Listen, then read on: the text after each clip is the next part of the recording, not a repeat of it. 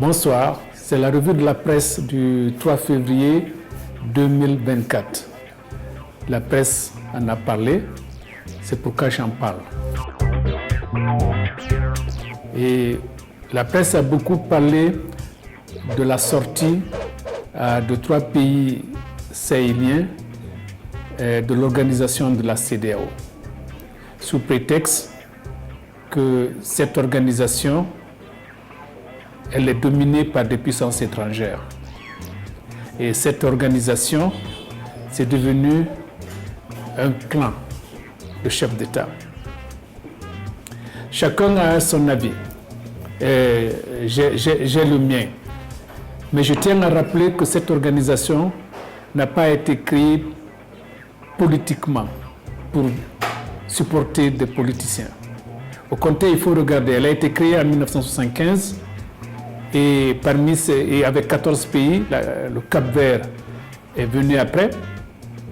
Et la Mauritanie qui était là a demandé à partir pour rejoindre la Ligue arabe.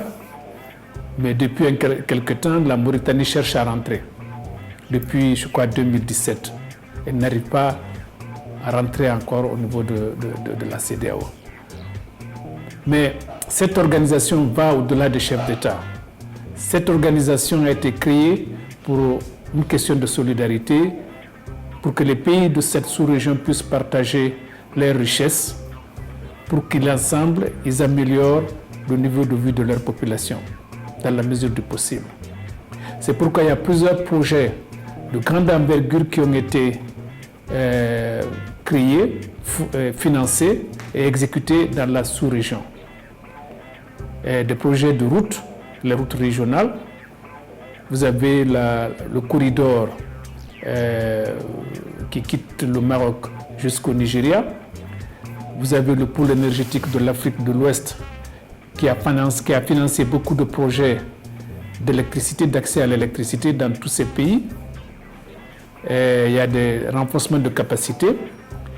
Et si je prends l'exemple du Niger, près de la moitié du budget du Niger, c'est financé par les institutions internationales, les bilatéraux et même la CEDEAO. Aujourd'hui, c'est un pays qui a environ 600 dollars revenus par tête d'habitant. Par comparaison, c'est presque la moitié de ce qu'il y a en Guinée. Donc, qui dépend principalement de ces pays de cette sous-région. 80% de la production d'électricité ou bien de la consommation d'électricité du Niger, cette électricité vient du Nigeria. Donc c'est économiquement le Niger par exemple dépend de beaucoup du Nigeria. Le Niger dépend de beaucoup du Nigeria. Donc pour moi, j'espère que ce n'est pas un coup de tête parce qu'on peut décider de sortir aujourd'hui d'une organisation, mais ça prendra du temps. Ils ont dit à l'effet immédiat. Je ne sais pas ce que ça veut dire à l'effet immédiat. Vous vous souviendrez que Brexit, ça a pris des années avant que ça ne soit acté, la sortie de la Grande-Bretagne de l'Union européenne. Ensuite, je ne peux pas comprendre que quelques personnes décident de sortir leur pays de cette organisation. La preuve n'est que la Grande-Bretagne a tenu un référendum. Et au cours de ce référendum, la majorité de la population a décidé de sortir de l'Union européenne. Mais ça a pris des années. Et aujourd'hui, ceux qui suivent les actualités savent réellement ce qui se passe en Grande-Bretagne, quelles sont les conséquences économiques, financières et politiques de la sortie de la Grande-Bretagne de l'Union européenne. Donc, à mon avis, il faut réfléchir, regarder les enjeux, les conséquences de toutes les décisions qu'on prend. Et ne pas juste parce qu'on vous a demandé de tenir des élections libres et transparentes qu'on va sortir de l'organisation. Ensuite, on parle de violations, c'est un clan de chefs d'État, on a supporté des dictateurs, ainsi de suite. Mais pour moi, c'est gens dans ces pays, le Mali, le Burkina Faso et le Niger, ont été les premiers à supporter ces dictateurs. Parce qu'il n'y a pas de dictateur sans le support des forces de défense et de sécurité. Et seul l'individu ne peut pas devenir dictateur. Il faut qu'il ait une force, et la seule force qui peut défendre un dictateur, c'est la force des armes. Qui détient les armes, ce sont les mêmes personnes aujourd'hui qui se plaignent d'une dictature qui était là, il faut la changer. Donc pour moi, c'est difficile de comprendre. J'aurais peut-être compris un peu plus si ces pays avaient décidé de sortir de l'UMOA. Peut-être que c'est la seconde phase. Mais ça aurait été plus intelligent alors de commencer par la première phase. Dire qu'on ne veut plus faire partie de l'UMOA, parce que là, la France, elle est là, on sait. On n'a pas besoin de dire qu'il y a une force étrangère, des pays étrangers qui dominent, comme ils le font avec la CEDEAO. Mais au sein de l'UMOA, la monnaie, le commerce, l'éducation, la France domine. Donc peut-être il serait mieux pour eux d'avoir commencé par l'UMOA. Mais je comprends les décideurs parce que les conséquences encore sont très énormes. Si aujourd'hui on estime que peut-être il n'y a pas de grosses conséquences par rapport à leur sortie de la CEDEAO, aujourd'hui c'est ce qui est estimé. Mais tous les observateurs savent que ça va certainement coûter cher à ces pays. Mais ils sont prêts à assumer. Je les en félicite. Mais j'ose aussi espérer qu'après ce populisme, après cette émotion, que la raison reviendra. Ça ne changera rien.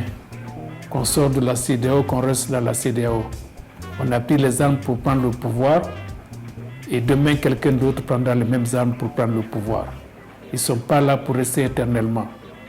La preuve, c'est que vous regardez dans ces pays, il y a eu des coups d'État, des coups d'État, des coups d'État et des coups d'État encore militaires.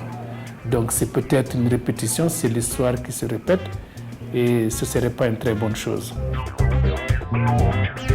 L'augmentation des prix au niveau international. La Guinée n'y peut rien.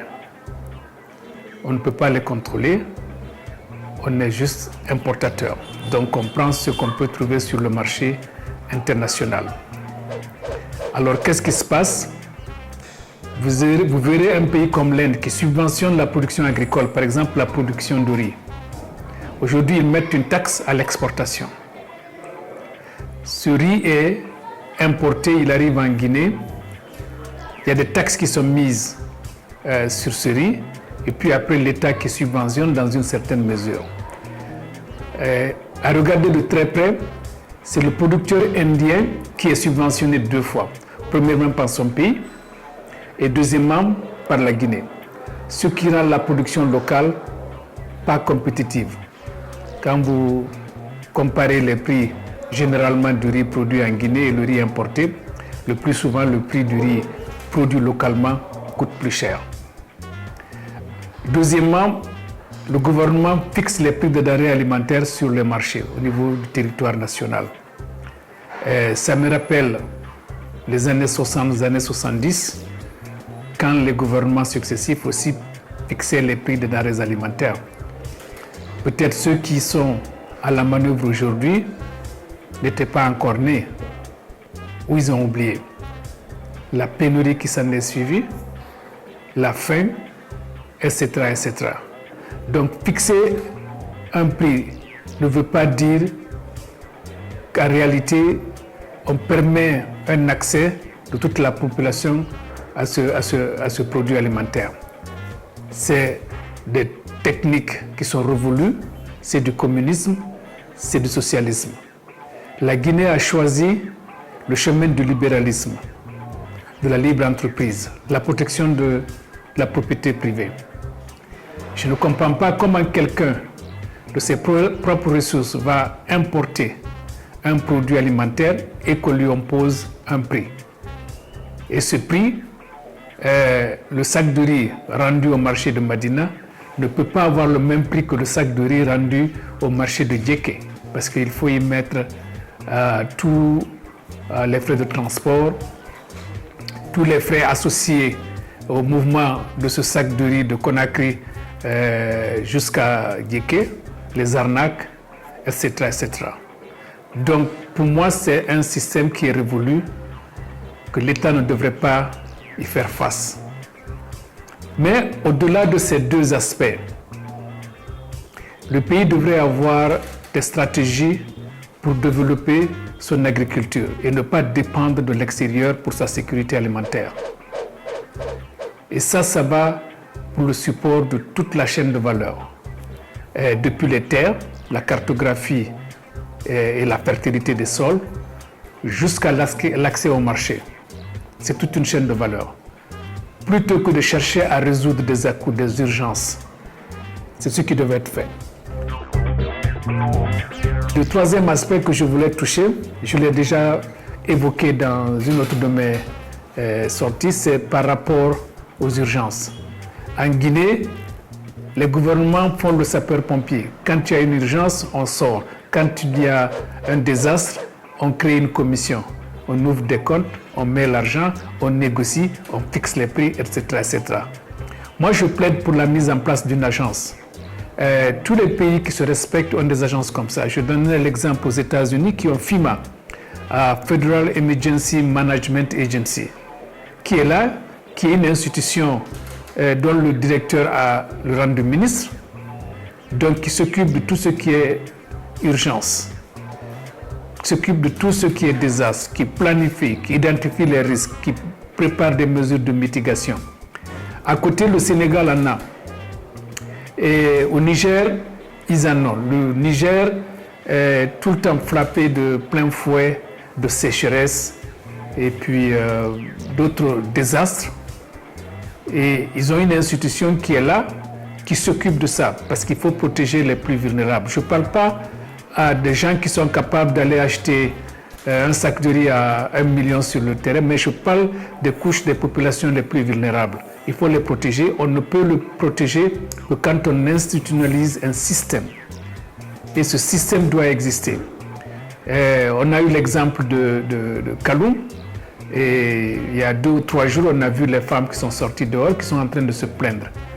Mais l'explosion des cuves de Kaloum, à Kaloum, nous a prouvé notre vulnérabilité. Et pas seulement les couches défavorisées, mais tout le monde. Parce que nous avons tous été, nos véhicules ont dormi dans les stations d'essence avec l'espoir d'avoir 10 litres d'essence ou 25 litres d'essence. Donc il faut institutionnaliser ce processus d'urgence, de désastre, pour que désormais, dorénavant, on sache ce qu'il faut faire en cas d'urgence. La flambée des prix des produits agricoles ou bien de la nourriture sur le marché international, on ne sait pas combien de temps ça va prendre. Jusqu'à quand l'État va subventionner? Jusqu'à quand? Parce que si l'État subventionne avec des revenus qui sont très faibles par rapport à ses dépenses, un budget qui est toujours en déficit, jusqu'à quand l'État va soutenir, tiendra le coup. Donc il faut structurer, rationaliser, s'assurer que dorénavant, des urgences de ce genre qui risquent d'amener des désastres et la famine dans notre pays sont traitées en amont. Et qu'il y a quelqu'un qui veille. Il faut qu'il y ait une veille. Parce qu'on aurait dû savoir que ça allait venir il y a des mois. Ce n'est pas quand les prix montent qu'on se rend compte que les prix sont montés. On aurait dû savoir il y a 6 mois que les prix allaient monter. Est-ce qu'il fallait acheter beaucoup de grains pour les mettre dans les silos et attendre? Est-ce qu'il fallait le faire? Les institutions le font, les structures dans les autres pays le font. Ils anticipent. Et si on n'anticipe pas, on est victime d'un événement et puis on essaie de réagir à sapeur-pompier. Merci d'avoir suivi cette revue de la presse de la semaine du 3 février 2024. Et n'oubliez pas que demain, c'est aujourd'hui et l'avenir commence dès maintenant.